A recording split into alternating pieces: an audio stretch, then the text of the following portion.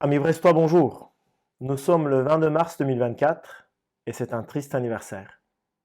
Il y a un an, jour pour jour, Cécile Le Lirzin, 84 ans, s'est fait violemment percuter et tuer sur un passage piéton par deux motards voyous dans le quartier de Pont-à-Nézen. Elle avait 84 ans, elle était en parfait état de santé et suite à sa mort violente, elle a laissé derrière elle 4 enfants et 9 petits-enfants. Les deux chauffards meurtriers avaient 16 ans au moment des faits. Le conducteur, malgré son jeune âge, était déjà connu des services de la police, ce qui n'étonne évidemment plus personne. Il était en train de conduire une moto, une grosse cylindrée, sans permis donc. Il a percuté à pleine vitesse et sur un passage piéton Madame Le Lirzin. Et au comble de l'ignominie, au lieu de lui porter secours, il a pris la fuite avec son passager en faisant un bras d'honneur dans la direction de la voisine, infirmière, elle, qui était en train de pratiquer un massage cardiaque pour réanimer Madame Le Lirzin. Ce bras d'honneur, amis brestois, a pulvérisé notre honneur à nous tous.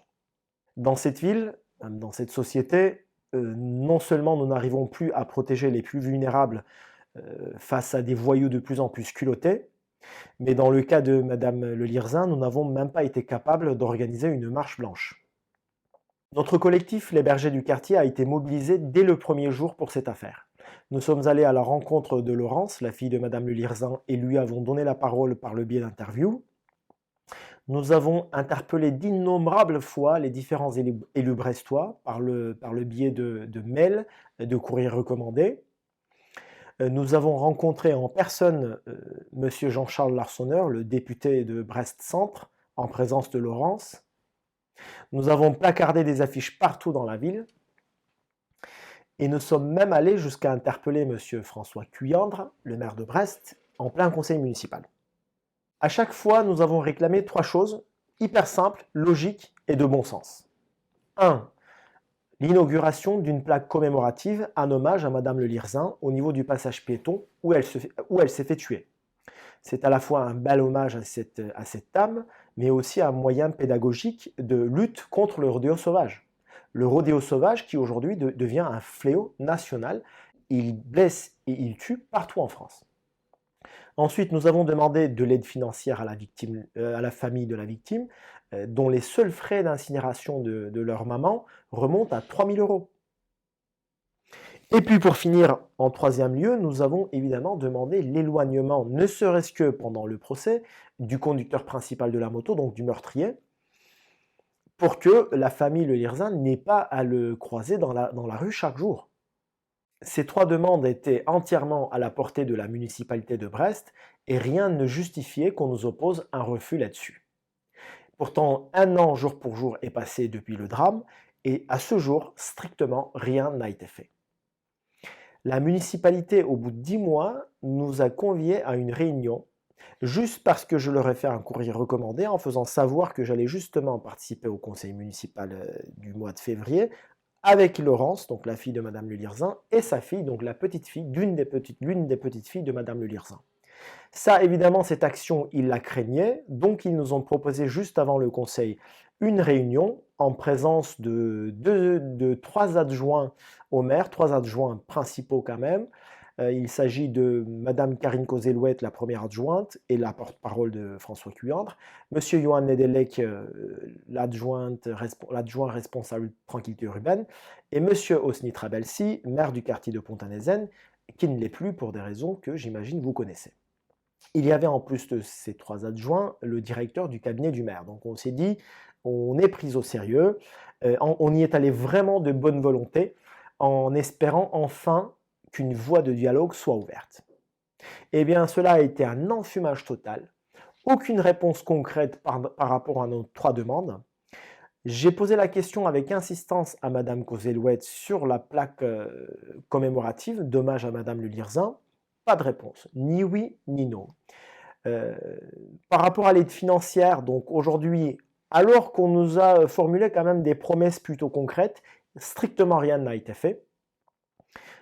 Laurence, la fille de Madame Le Lirzin, assume toujours toute seule les frais liés aux procédures administratives et judiciaires de cette affaire.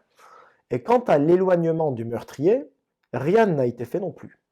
Alors que M. François Cuyandre, le maire de Brest, aurait pu très bien agir tout de suite en sa qualité du président de BMH, l'organisme qui gère donc le quartier HLM de Pont-à-Lézane, pour au moins reloger cette famille ailleurs. Eh bien, il a préféré jeter la balle au procureur, du côté du procureur, et le procureur n'a, à ma connaissance en tout cas, jusqu'à présent, pris aucune décision dans ce sens. Le meurtrier est donc aujourd'hui libre comme un oiseau, de retour dans le quartier depuis longtemps, et je ne me fais aucun doute qu'il continue à participer à des rodéos de moto, à des rodéos sauvages, sans aucun regret. Cette terrible indifférence, ce je m'en foutisme de la part des élus municipaux de Brest, ne m'étonne plus du tout, évidemment. Il y a encore un petit moment, j'ai contacté monsieur Christophe Tahan, le père du jeune Fabio Tahan, qui a été exécuté par une rafale de Kalachnikov au beau milieu de Pont-à-Lézane. C'était en octobre dernier. Donc j'ai contacté ce père endeuillé pour savoir s'il était accompagné, s'il était soutenu par la ville, par la municipalité.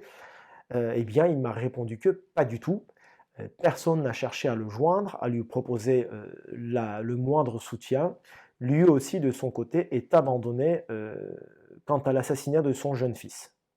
La semaine dernière, vous avez certainement vu les terribles images de cette adolescente brestoise qui se fait agresser par une bande de sauvages, qui se moquent d'elle, qui l'insultent, qui la frappent à plusieurs comme des lâches en plus, même quand elle est par terre.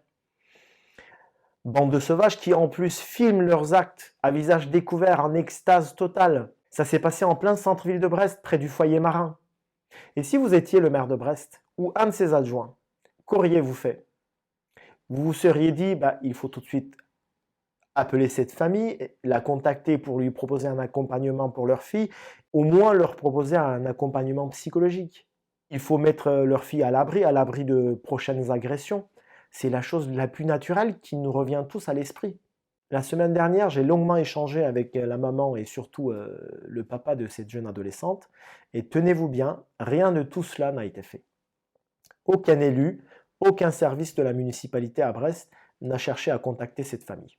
Les élus de la majorité municipale à Brest se fichent royalement de notre sécurité, se fichent royalement de notre intégrité physique et morale, se fichent royalement de notre dignité.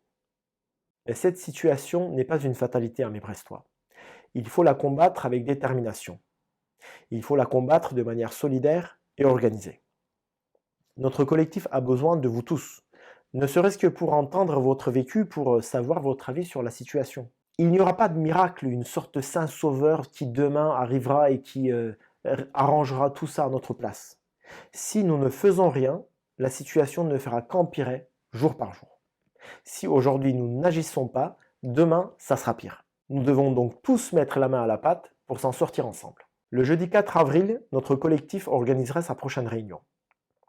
Tout Brestois honnête, lucide et de bonne volonté y est le bienvenu. Il suffit pour y participer de nous contacter par mail ou par message privé sur les réseaux sociaux. Sachez que nous respectons une discrétion absolue quant à l'identité des membres de notre collectif. Aucune information là-dessus n'est communiquée à qui que ce soit.